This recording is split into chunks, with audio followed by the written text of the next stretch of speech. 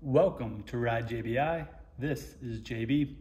In this video, I am showing you how to install the JBI titanium Kawasaki lower subframe bolts.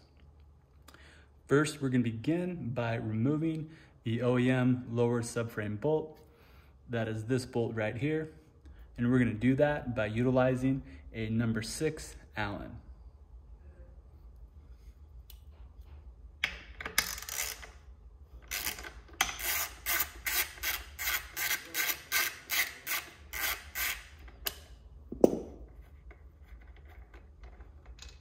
Cool. So we got the stock Allen steel bolt out, and now it is time to replace it with the JBI titanium bolt.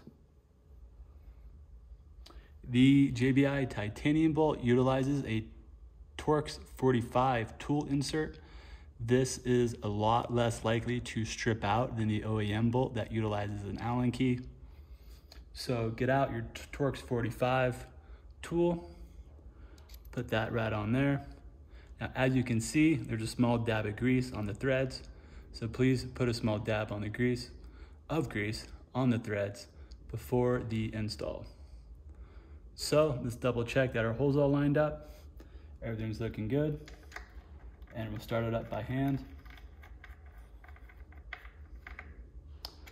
Got it snug. Now it is time to torque it down. Since there's grease on the threads, we're not going to go to the OEM spec.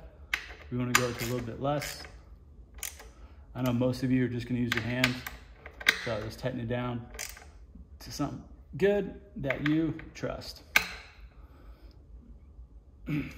Awesome. Now you're just going to do the same procedure on the other side, and you will be all done.